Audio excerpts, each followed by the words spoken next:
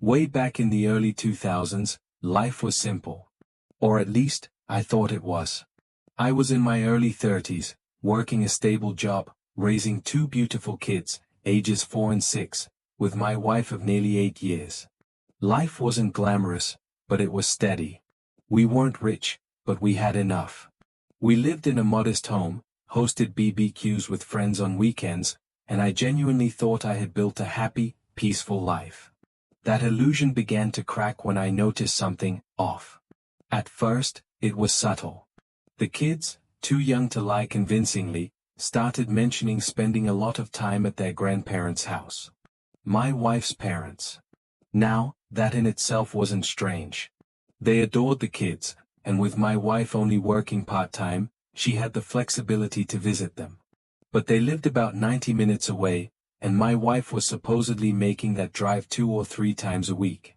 That's almost 6 hours in the car for a visit that, according to her, lasted only a few hours. Something about it didn't sit right. So one evening, as we sat at the dinner table, I casually brought it up. "Hey, the kids were talking about going to your folks again today.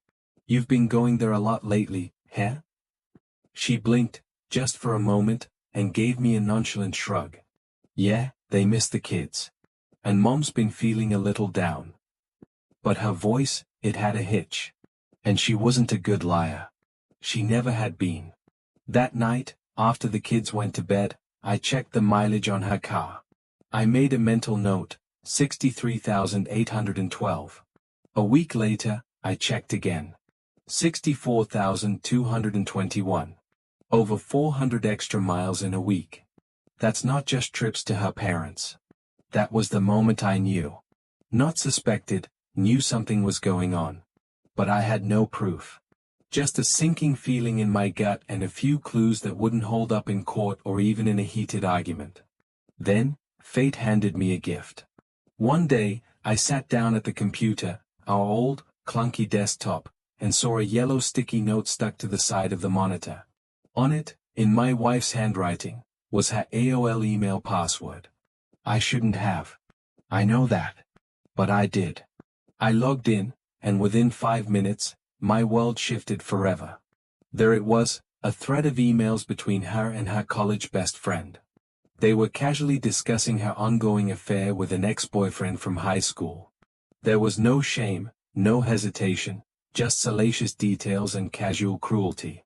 No names, though. The mystery man was only referred to as B, but the tone made it clear this wasn't some one-time lapse in judgment. This was routine. One line in particular stuck with me. B's wife got so fat after her 3rd kid. I don't even know how he puts up with her. That's when I knew. My wife wasn't just cheating, she was mocking the woman whose husband she was sleeping with. I printed the emails and stashed them in a lockbox in the garage. I didn't confront her. Not yet. I needed more. I needed everything. So I called in a favor. A friend of mine from high school had become a police officer. We hadn't spoken in years, but when I reached out and told him what was going on, he didn't hesitate. He gave me the number of a former colleague of his, an ex-cop turned private investigator named Ron. Ron was a bulldog. No frills, no nonsense. I paid him his retainer, handed him the emails and everything I knew about my wife's visits to her parents, and let him work. Within 2 weeks, Ron had everything. Photos. Timestamps. License plate numbers. Motel receipts. The routine was almost laughably simple. Drop the kids off with her parents, meet B for lunch, then head to a dumpy motel on the edge of town for a few hours before picking up the kids and heading home like nothing happened. Like a monster in disguise. Ron even got video of them entering the motel together on 3 separate occasions. That was it. That was all I needed. I called a divorce lawyer. Now, I grew up in a broken home. Both my parents cheated on each other, constantly. The yelling, the custody battles, the emotional whiplash, it all left deep scars. I swore I'd never do that to my kids. And I didn't. Because I wasn't going to be the one who started it. I was just going to end it. But I wasn't done yet. I asked Ron to dig into B. I wanted to know everything about the man who was helping tear my family apart. And once again, Ron delivered.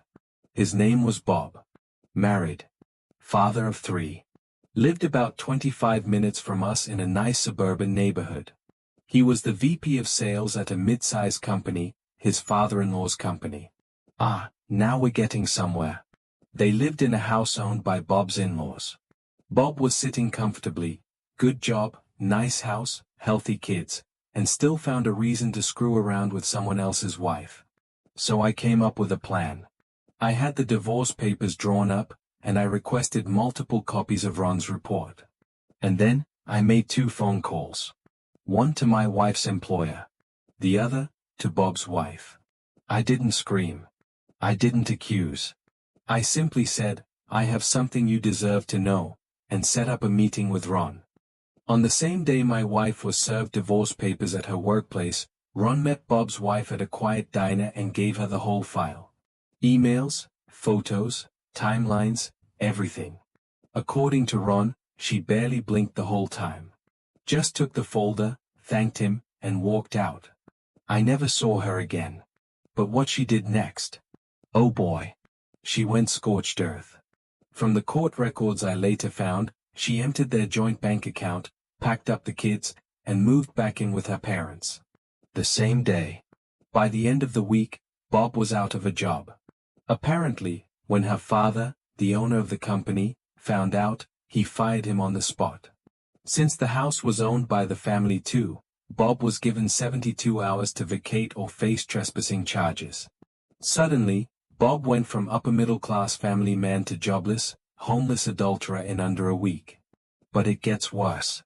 One night, Bob apparently tried to confront his wife at the family home. It turned into a screaming match on the front lawn. Her brother came outside to de-escalate things, and ended up breaking Bob's nose. That resulted in restraining orders, court hearings, and even jail time for violating the protective order. The dominoes fell fast, and hard. Eventually, Bob disappeared from the internet.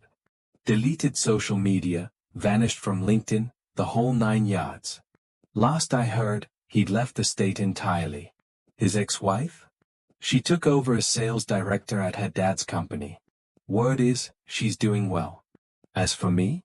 My divorce went through without much drama. The infidelity didn't have much legal impact, but emotionally? I had everything I needed. We agreed on a custody schedule, sold the house, and went our separate ways. I stayed cordial with my ex, for the sake of the kids, but I made it clear, we're done. Once the kids turned 18, our communication dropped to near zero. I don't hate her. I don't even think about her most days. But I care about her only because she is the mother of my children. Nothing more. The funny thing is, people always talk about revenge being sweet. But this didn't feel sweet. It felt just. My kids were spared the chaos I lived through. The truth came out. And the people who needed to face consequences? They did. And I walked away clean, with my integrity, my sanity, and a new future. Sometimes, karma just needs a little push.